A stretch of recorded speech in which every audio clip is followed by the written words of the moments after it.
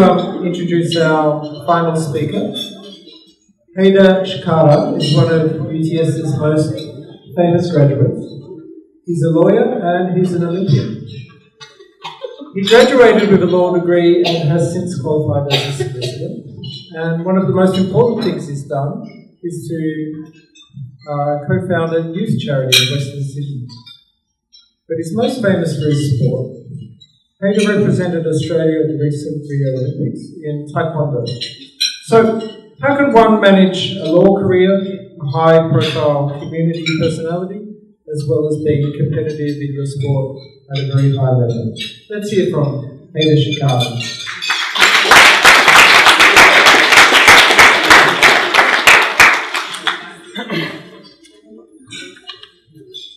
Andrew, thank you for the glorious introduction. I'm not sure if I can live up to the expectation, but I'll try. So, I'm here today to talk about actually getting stuff done. So, I was a uni student. I graduated in 2013, and like all of you, I had my fair share of assignments and essays.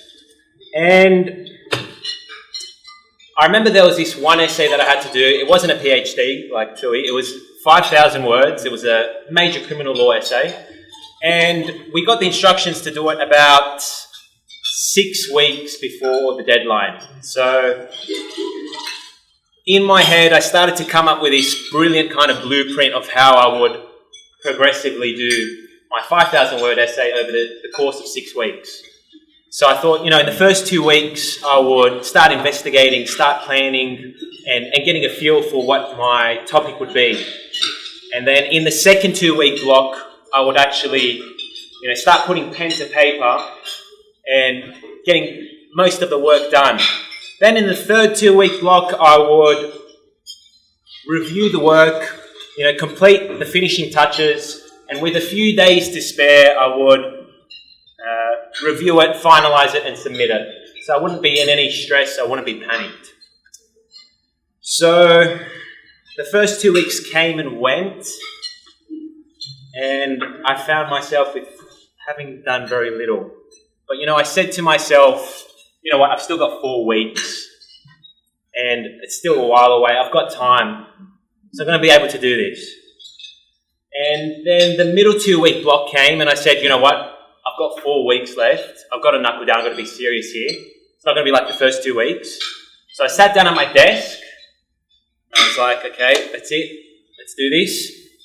I was like, you know what I need? I need some music, motivational music to get me going a little bit. So I was like, okay, put some music on, found a good track that I liked. I was like, okay, yeah, that's good. I'm in the zone now. Let's go. It's like, you know what? I'm actually feeling a little bit hungry. I think I'm going to check the fridge and just see if anything's magically appeared since the last 10 minutes, and just see if there's anything there. So I checked the fridge, looked in, had something to eat, came back to my desk. I was like, okay, now I'm ready. And then, I don't know, something happened, and I looked at the time. It was 3 hours later. I was on YouTube watching videos of the Kardashians or something. And I don't know, it was this weird thing. Have you done that thing on Google Earth where you just kind of zoom in on your house, like really, really close, and you look for things that you might know, and you're like, I know that car, it's on my street. And you kind of like compare your neighbours' backyards to yours, and it's really weird how you do that. But I found myself doing that, and I was like,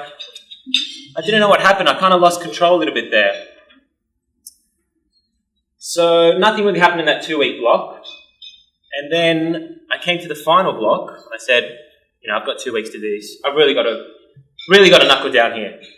2 weeks quickly became 1. 1 became 3 days. Before I knew it, it was the night before it was due. And I think the official term is pulling an all-nighter. That's what I had to do. And so I had 2 cans of Red Bull, pumped through all the work,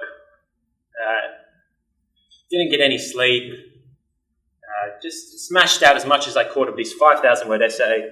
I had to hand it in manually. I'm not sure now if you still have to do that. It might be electronic now. But I had to hand it in manually, and I remember going into the law building, and I was rushing in. I just managed to submit it on time, and I was like, you know what? I actually did it. I felt pretty good about myself. I was like high-fiving myself out of the building. I was like, Good job, Hayder. Good stuff. So I thought that was the end of it. Then a few days later, I get a call on my phone. So didn't know who it was. Hello? Hi, is this Mr. Shkara? Yes, it is. Mr. Shkara, it's Danny here from UTS. It's just in relation to the criminal law essay that you submitted. Yeah, what about it? Well, I've been marking these essays for about 15 years now, and I've got to say, this is the best one that I've ever read.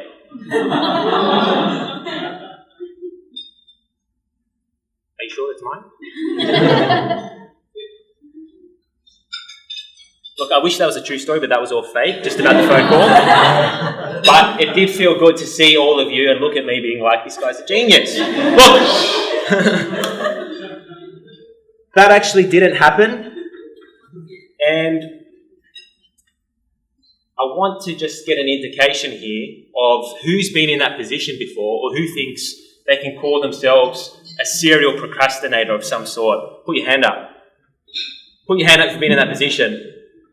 Yeah, you know what? That's scary. I'm very scared for the next generation. Look, so everyone here has been in that same position where you're in this kind of evil playground where you're jumping between different activities between YouTube and eBay and Wikipedia, and you end up start looking things up on Wikipedia that you've never thought before you know it, you're looking at how they created the Statue of Liberty. And you're just kind of wondering, how did I end up in this kind of zone of instant gratification? And we can all laugh about it now. We can all laugh about procrastination and the stories that we have about it. But there's another side of procrastination that's less spoken about. And that's what I'm here to talk about. And it's the procrastination where there is no actual deadline, because all of us here have the same story. We delayed it right till the end point. We waited to the deadline. We got to the deadline. We rushed ourselves. We managed to hand it in. And because of the deadline, we submitted whatever it was. Okay? But what happens if there is no deadline? What happens if you want to do something entrepreneurial? You want to start up your own business? Create your own startup? Look for a new job or a promotion of some sort? Those things, they don't have deadlines. Or even some other things that isn't related to your career, like exercising, like getting around to see your family, spending time with your mum or dad, spending time with your partner, breaking up with your partner. All those things, they're very easy to continuously push further and further back until you realize it wasn't that you could achieve your dreams. It was that you couldn't even start your dreams. So, just from my own personal experience, I went to the Olympics last year, and after I came back, I started to fall in that trap, that black hole of procrastination.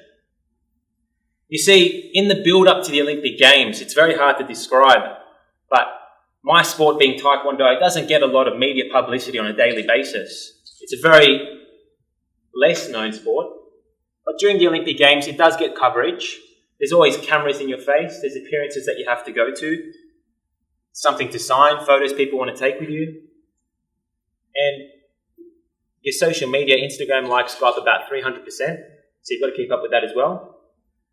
And once the Olympics are over, it's like going up a cliff and then dropping off.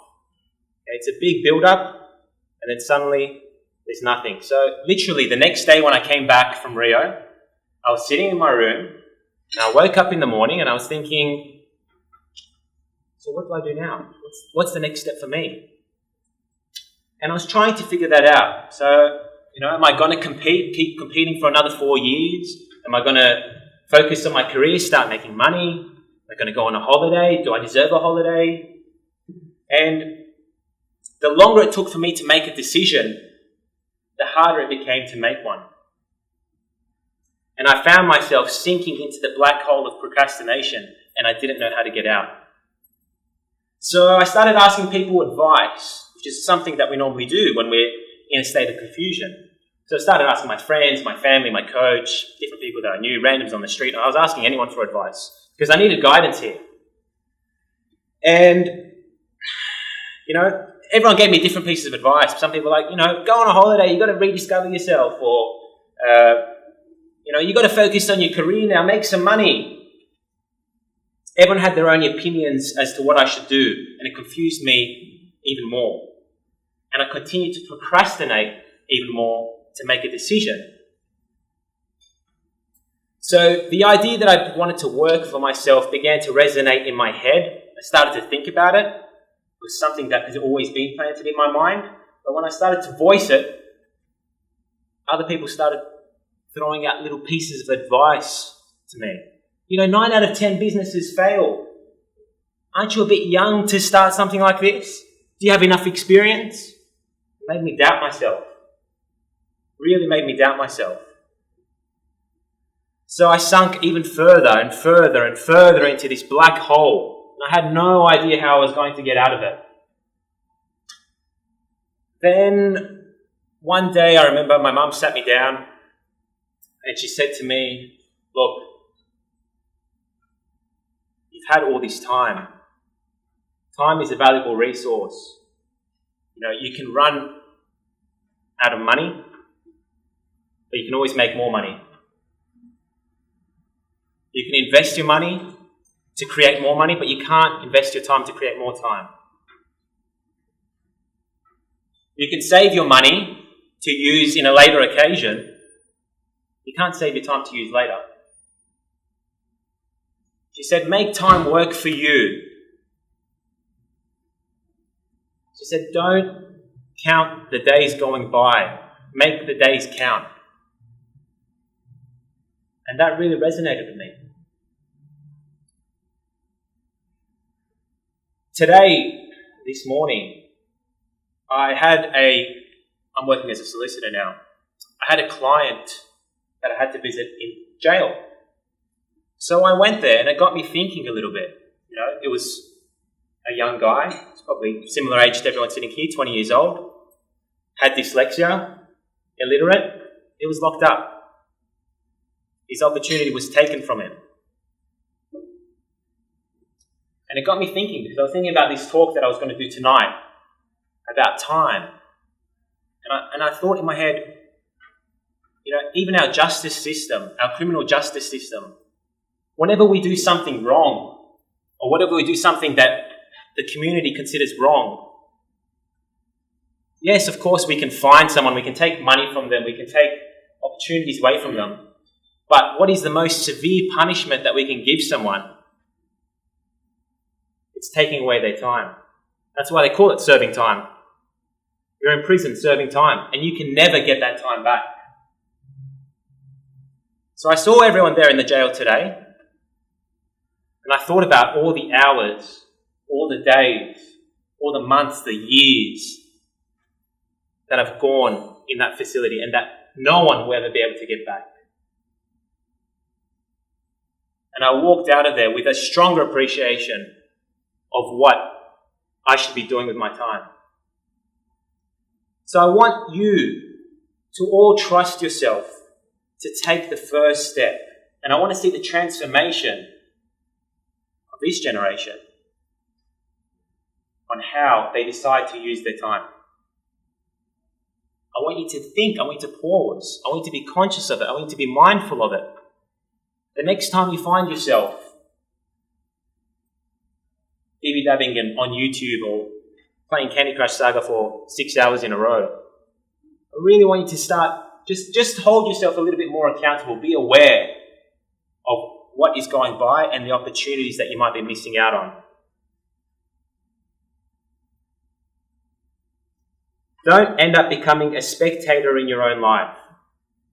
If there's something you've always wanted to do, you should take the opportunity now and you should try and do it. I strongly urge that you should take the opportunity today and try and do it. Or maybe not today, maybe you can wait till tomorrow. But you know what I mean. Sometime in the future. Thank you for having me, guys.